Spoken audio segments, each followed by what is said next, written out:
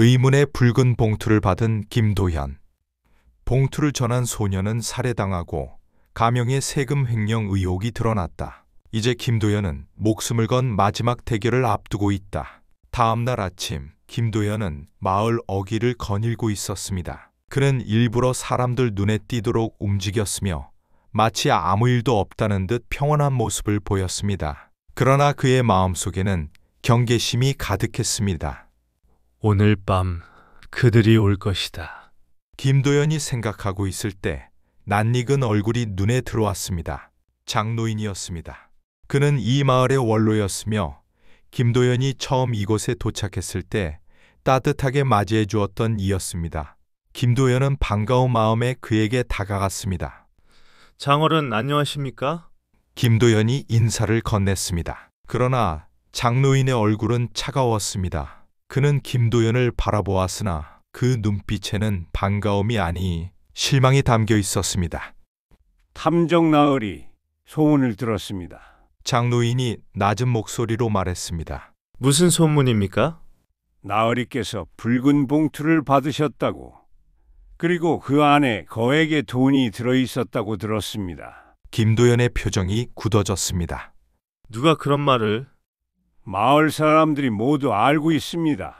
나으리께서 뇌물을 받으셨다고. 그래서 이제 진실을 밝히지 않으실 거라고.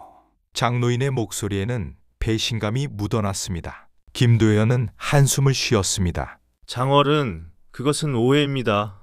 저는 그 돈을 받지 않았습니다. 하지만 봉투는 받으셨지 않습니까?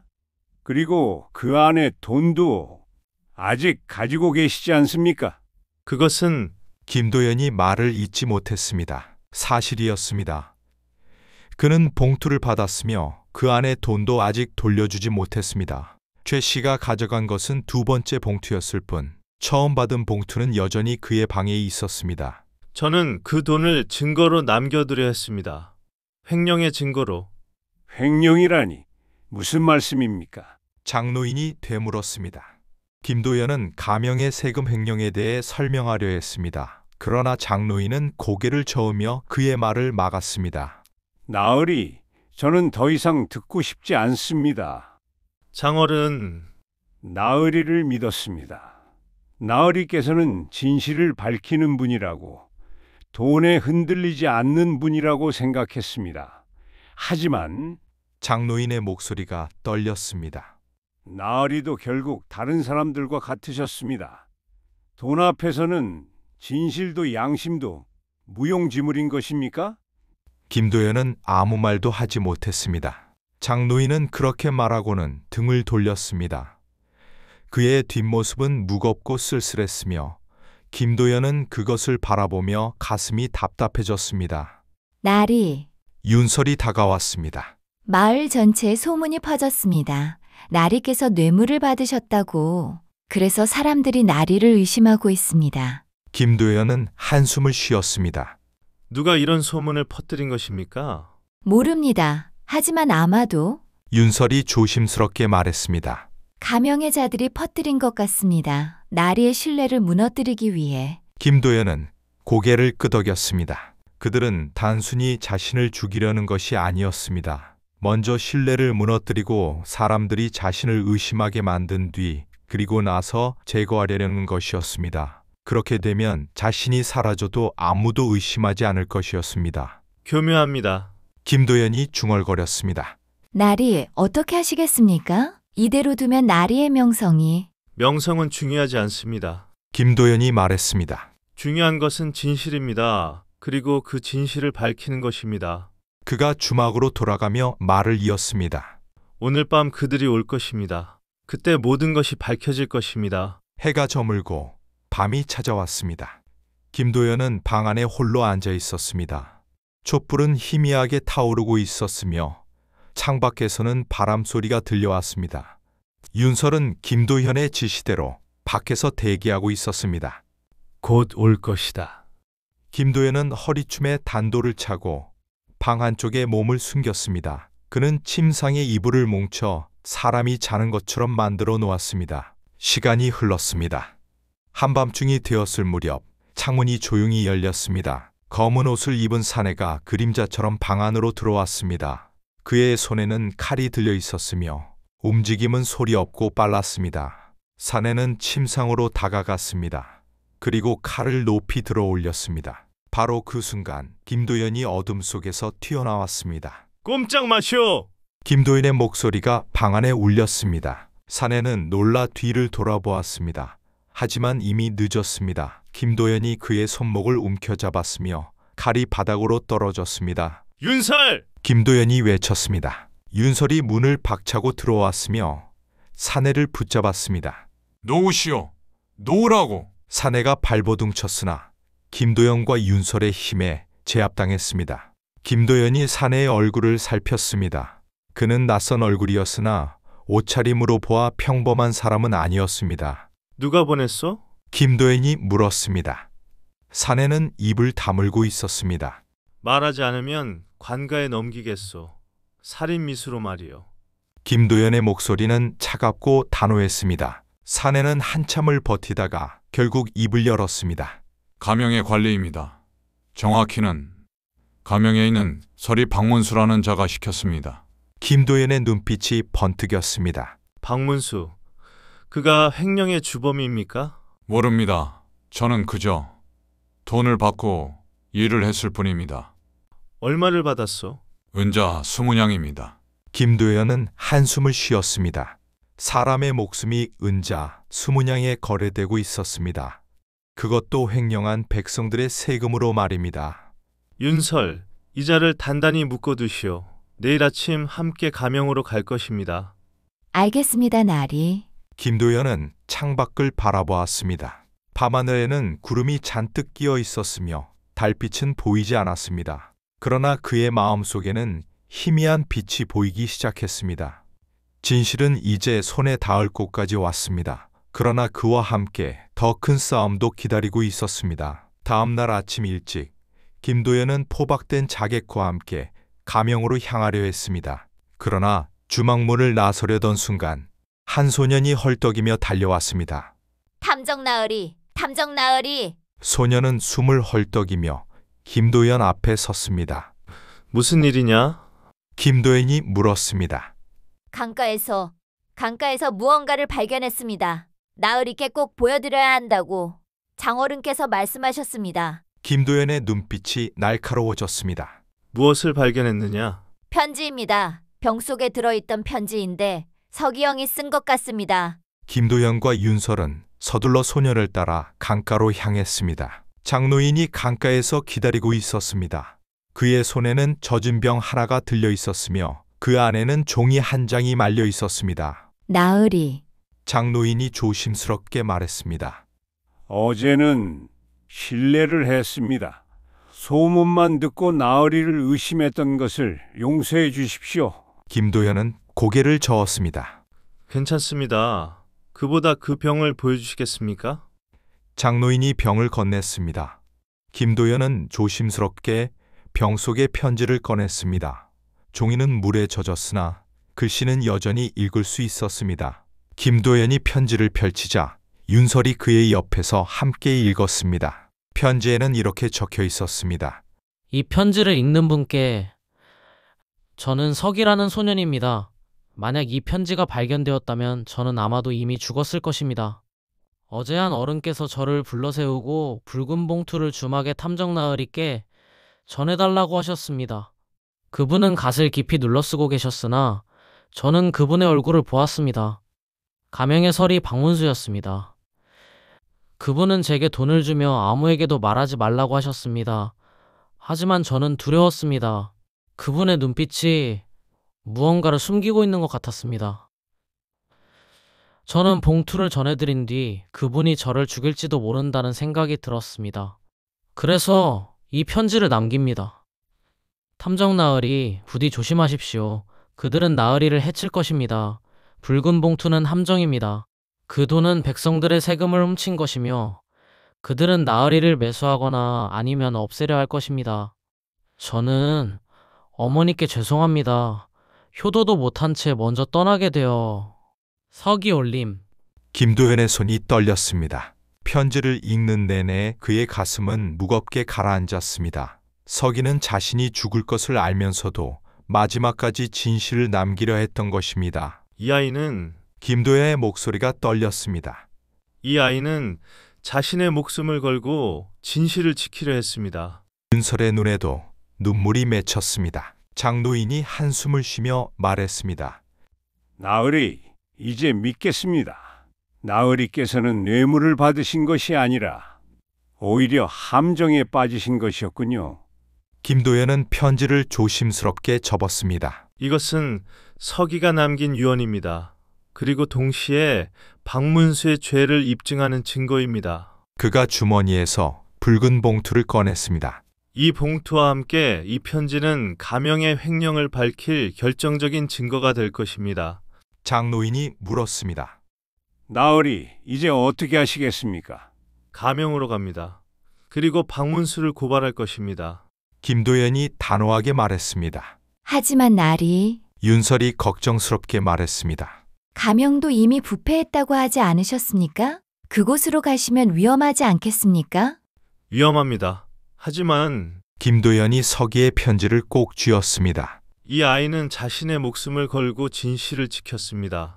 저는 탐정으로서 그 진실을 외면할 수 없습니다. 그가 장노인을 바라보며 말했습니다. 장어른, 부탁이 있습니다. 만약 제가 가명에서 돌아오지 못하면 이 편지를 한양의 암행어사에게 전해주십시오. 나으리, 저는 반드시 돌아올 것입니다. 하지만 만약을 위해서입니다. 김도연은 편지를 한 통 더 써서 장노인에게 건넸습니다. 그 편지에는 지금까지 밝혀낸 모든 진실이 담겨 있었습니다. 장노인이 고개를 끄덕였습니다. 알겠습니다. 나으리를 믿겠습니다. 부디 무사히 돌아오십시오. 김도연과 윤설은 포박된 자객을 끌고 가명으로 향했습니다. 길을 걸으며 윤설이 물었습니다. 나리, 정말 괜찮으시겠습니까? 가명에는 박문수뿐만 아니라 그와 공모한 자들이 더 있을 것입니다. 알고 있습니다. 하지만 이제는 물러설 수 없습니다. 김도연의 눈빛은 결연했습니다. 서기는 자신의 목숨으로 진실을 증명했습니다. 저는 그 진실을 끝까지 밝혀야 합니다.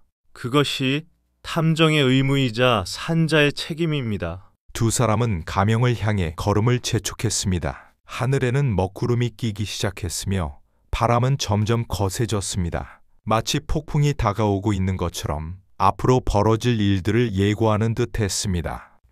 김도연은 주머니 속 서기의 편지를 만졌습니다. 서기야, 네가 지킨 진실을 내가 반드시 세상에 알리겠다. 그의 발걸음은 무겁지만 흔들리지 않았습니다. 가명의 정문 앞에 도착했을 때 수문장들이 김도연 일행을 가로막았습니다. 김도연은 포박된 자객을 앞으로 밀어내며 자신이 탐정이라는 것과 박문수를 고발하러 왔다는 것을 밝혔습니다. 수문장들의 얼굴이 굳어졌고 그들은 서로를 바라보며 당황한 기색을 감추지 못했습니다. 한 수문장이 안으로 들어갔고 한참 후 관복을 입은 중년의 사내가 나타났습니다. 저는 가명의 도사 최진규라고 하오. 그의 목소리는 차갑고 위압적이었습니다. 김도연은 자객과 붉은 봉투 그리고 서기의 편지를 내보이며 증거를 제시했습니다. 최진규는 한참을 그것들을 살피더니 차갑게 웃었습니다. 흥미롭군요. 하지만 이것만으로는 부족합니다. 그의 말투에는 거부의 뜻이 명확했습니다. 김도연이 항변하려 했으나 최진규는 손을 들어 그를 막았습니다. 자객의 자백은 신빙성이 없고 소년의 편지는 추측에 불과하며 봉투는 출처가 불분명하다는 것이 그의 주장이었습니다. 탐정 나으리께서는 지금 매우 위험한 일을 하고 계십니다. 최진규의 눈빛은 경고로 가득했습니다. 김도연은 그제야 깨달았습니다. 최진규도 이 일에 연루되어 있다는 것을, 아니 어쩌면 그가 더 큰 주범일지도 모른다는 것을 말입니다. 당신도 이 일에 관여하고 계신 겁니까? 김도연이 조용히 물었습니다. 최진규의 얼굴이 순간 굳어졌습니다. 하지만 곧 평온한 표정을 되찾으며 세상은 단순하지 않다고 말했습니다. 작은 죄를 묵인하는 것이 때로는 더 큰 혼란을 막는 길이라고, 그리고 진실을 밝히면 가명이 무너지고 백성들이 더 고통받을 것이라고 말했습니다. 그것은 변명입니다. 김도연이 단호하게 말했습니다. 진실을 밝히지 않으면 같은 일이 반복될 것입니다. 최진규는 고개를 저으며 수문장들에게 손짓했습니다. 그들을 내쫓으라는 명령이었습니다. 김도연이 소리쳤으나 최진규는 쓸쓸하게 웃을 뿐이었습니다.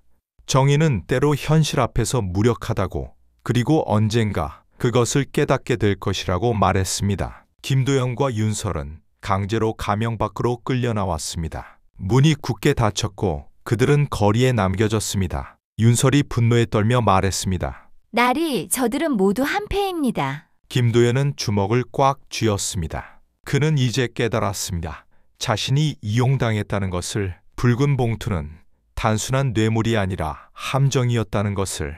그리고 그 함정은 자신을 진실에서 멀어지게 하려는 장치였다는 것을 말입니다. 처음부터 그들의 의도는 명확했습니다. 먼저 돈으로 매수하려 했고, 그것이 실패하자 암살을 시도했으며, 그마저 실패하자 이제는 신뢰를 무너뜨리고 증거를 무력화시키려 했던 것입니다. 김도연은 가명의 높은 담장을 올려다보았습니다. 저 안에는 부패가 뿌리 깊게 박혀 있었고, 그것은 단순히 한두 사람의 문제가 아니었습니다. 가명 전체가, 어쩌면 이 고을 전체가 썩어 있었습니다. 나리, 윤설이 조심스럽게 물었습니다. 이제 어떻게 하시겠습니까? 김도연은 한참을 침묵했습니다. 그의 머릿속에는 여러 생각이 교차했습니다. 가명은 부패했고 관리들은 모두 공모하고 있었으며 증거는 거부당했습니다. 이곳에서는 더 이상 진실을 밝힐 수 없었습니다. 하지만 진실은 여전히 남아 있었습니다. 한양으로 갑니다. 김도연이 말했습니다. 한양이요? 가명이 부패했다면 더 높은 곳으로 가야 합니다.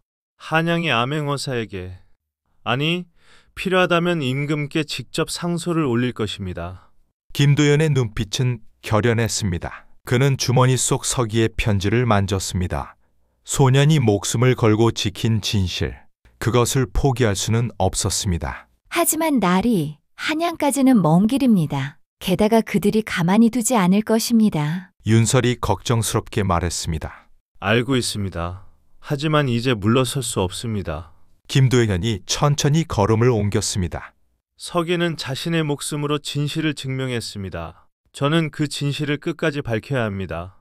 그것이 탐정의 의무이자 산자의 책임입니다. 두 사람은 마을로 돌아가 짐을 꾸렸습니다. 장노인이 그들을 찾아왔고 한양으로 간다는 소식을 들었습니다. 나으리, 부디 조심하십시오. 그리고 반드시 성공하십시오. 이 고을의 백성들이 나으리를 믿고 있습니다. 장노인이 김도연의 손을 꽉 잡았습니다. 김도연은 고개를 끄덕이며 붉은 봉투와 서기의 편지를 품속 깊이 넣었습니다. 해가 저물고 있었습니다. 김도연과 윤설은 마을을 떠나 한양으로 향하는 길에 올랐습니다. 뒤돌아보니 가명의 높은 지붕이 멀어지고 있었고 저녁 노을이 그것을 붉게 물들이고 있었습니다. 마치 피처럼, 아니 경고처럼 보였습니다. 김도연은 고개를 돌려 앞을 바라보았습니다. 진실은 거부당했으나 포기되지 않았고 이제 더 높은 곳을 향한 마지막 도전이 시작되었습니다. 한양으로 가는 길은 멀고 험했습니다. 김도연과 윤설은 사흘을 걸어 한 고개를 넘고 있었습니다. 해는 이미 저물었고 길은 어둠에 잠겨가고 있었습니다. 나리, 오늘은 저 주막에서 쉬어가는 것이 좋겠습니다. 윤설이 멀리 보이는 주막을 가리키며 말했습니다.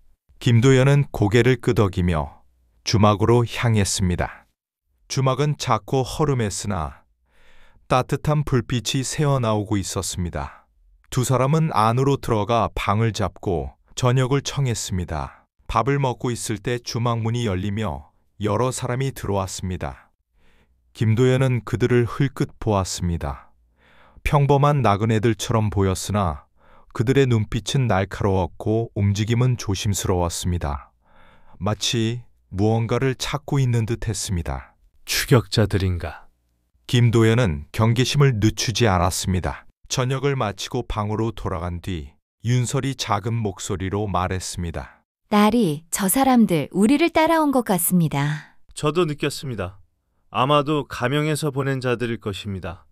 김도연이 허리춤의 단도를 확인하며 말했습니다. 오늘 밤 그들이 움직일 것입니다. 준비하십시오. 두 사람은 잠들지 않고 밤을 지샜습니다. 한밤중이 되었을 무렵 복도에서 희미한 발소리가 들려왔습니다. 김도연과 윤설은 재빨리 방 한쪽에 몸을 숨겼습니다. 문이 조용히 열렸고 검은 그림자 셋이 안으로 들어왔습니다. 잡아라! 김도연이 외치며 튀어나왔습니다. 순간 방 안은 혼란에 빠졌습니다. 칼이 부딪히는 소리, 발버둥 치는 소리, 그리고 신음소리가 뒤섞였습니다. 김도연은 그중 한 명을 제압했고 윤설도 한 명을 쓰러뜨렸습니다. 하지만 마지막 한 명은 재빠르게 창문을 통해 도망쳤습니다. 추격하지 마십시오. 김도연이 윤설을 막았습니다. 한 명이라도 잡았으니 충분합니다. 김도연은 쓰러진 사내를 일으켜 세웠습니다. 촛불을 밝히자 사내의 얼굴이 드러났습니다. 그는 가밍의 군사 복장을 하고 있었습니다. 누가 보냈어? 김도연이 물었습니다. 사내는 입을 다물었습니다. 말하지 않으면 여기서 주막 주인에게 넘기겠소. 강도 미수로 말이요. 김도연의 목소리는 차갑고 단호했습니다. 사내는 한참을 버티다가 결국 입을 열었습니다. 도사 최진규께서 명령하셨습니다. 나으리를 한양에 가지 못하게 하라고. 그래서 죽이라는 겁니까? 아닙니다. 증거를 빼앗으라고. 붉은 봉투와 편지를 가져오라고 했습니다. 김도연은 한숨을 쉬었습니다. 그들은 끝까지 증거를 없애려 했던 것입니다. 자신을 죽이는 것이 목적이 아니라 증거를 손에 넣는 것이 목적이었습니다. 그 명령을 따르지 않으면 어떻게 돼요? 제 가족이 위험해집니다. 사내의 목소리가 떨렸습니다. 저는 그저 명령을 따를 뿐입니다. 제발 제 가족을. 김도연은 사내를 바라보았습니다. 그의 눈빛에는 공포와 절박함이 가득했습니다. 그는 악인이 아니었습니다. 그저 가족을 지키기 위해 어쩔 수 없이 따르고 있는 불쌍한 사람이었습니다. 김도연은 천천히 사내의 결박을 풀어주었습니다. 나리? 윤설이 놀라며 물었습니다. 돌아가시오. 김도연이 사내에게 말했습니다. 그리고 최진규에게 전하시오. 증거는 이미 여러 곳에 복사되어 있으며 저를 막는다 해도 진실은 반드시 밝혀질 것이라고. 사내는 믿을 수 없다는 표정으로 김도연을 바라보았습니다. 정말 저를 보내주시는 겁니까? 당신은 죄가 없소. 다만 잘못된 명령을 따랐을 뿐이요. 김도연이 말했습니다. 하지만 다음에 같은 명령을 받거든 거부하시오. 가족을 지키는 길은 옳지 않은 일에 가담하지 않는 것이요. 사내는 눈물을 흘리며 절을 했습니다. 감사합니다. 정말 감사합니다. 그는 그렇게 말하고는 서둘러 주막을 떠났습니다. 윤설이 걱정스럽게 말했습니다. 나리, 저자가 돌아가 다시 추격자를 데려오면 어쩌시겠습니까? 그러면 그때 또 막으면 됩니다. 김도연이 창밖을 바라보며 말했습니다. 하지만 저는 믿습니다. 저 사람은 다시 오지 않을 것입니다. 다음날 아침 두 사람은 다시 길을 나섰습니다. 한양은 이제 하루 거리였고 김도연의 마음은 점점 무거워졌습니다. 과연 한양에서 진실을 밝힐 수 있을까? 그리고 그 진실이 받아들여질까? 그때 뒤에서 말발굽 소리가 들려왔습니다. 김도연과 윤설은 경계하며 뒤를 돌아보았습니다. 한 기마병이 다가오고 있었고 그의 손에는 깃발이 들려 있었습니다. 그것은 암행어사의 깃발이었습니다. 기마병이 김도연 앞에서 말을 멈추었습니다. 탐정 김도연이시오? 그렇소. 암행어사 이정민 대감께서 나으리를 찾고 계십니다. 함께 가시지요. 김도연은 놀라움을 감추지 못했습니다. 암행어사께서 저를? 그렇습니다. 장노인이라는 분께서 이미 대감께 편지를 전했습니다. 가명의 부패에 대해 그리고 나으리의 증거에 대해 말입니다. 김도연은 안도의 한숨을 쉬었습니다. 장노인이 이미 움직여준 것이었습니다. 안내하시오. 김도연이 말했습니다. 기마병은 두 사람을 이끌고 한 주막으로 향했습니다. 그곳에는 관복을 입은 위험 있는 노인이 기다리고 있었습니다. 탐정 김도현, 만나 반갑소. 암행어사 이정민이 말했습니다. 저도 반갑습니다, 대감. 김도연이 절을 올렸습니다. 증거를 보여주시오. 김도연은 붉은 봉투와 서기의 편지, 그리고 자객의 자백서를 꺼내 보였습니다. 이정민은 그것들을 하나하나 살피며 고개를 끄덕였습니다. 충분하오. 이것이면 가명을 조사할 수 있어. 이정민이 말했습니다. 내일 가명으로 출두하겠소. 그리고 모든 것을 밝혀내겠소. 김도연은 무릎을 꿇으며 말했습니다. 감사합니다, 대감. 부디 석이라는 소년이 목숨을 걸고 지킨 진실을 밝혀주십시오. 그러겠소. 이정민의 눈빛은 정의로 가득했습니다. 사흘 뒤 가명은 뒤집어졌습니다. 암행어사의 조사 결과 도사 최진규와 서리 박문수를 포함한 여러 관리들이 세금을 횡령한 사실이 드러났습니다. 그들은 모두 잡혀갔고 횡령한 돈은 백성들에게 돌려졌습니다. 김도연은 가명 앞에서 그 모습을 지켜보았습니다. 붉은 봉투는 불에 태워졌고 그 재는 바람에 날려 사라졌습니다. 하지만 서기의 편지는 김도연이 소중히 간직했습니다. 나리, 윤설이 다가왔습니다. 이제 끝난 겁니까? 김도연은 고개를 끄덕였습니다. 끝났습니다. 서기가 지킨 진실이 마침내 밝혀졌습니다.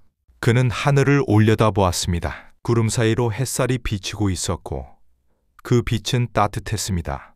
서기야, 이제 편히 쉬어라. 내가 남긴 용기가 많은 것을 바꾸었다.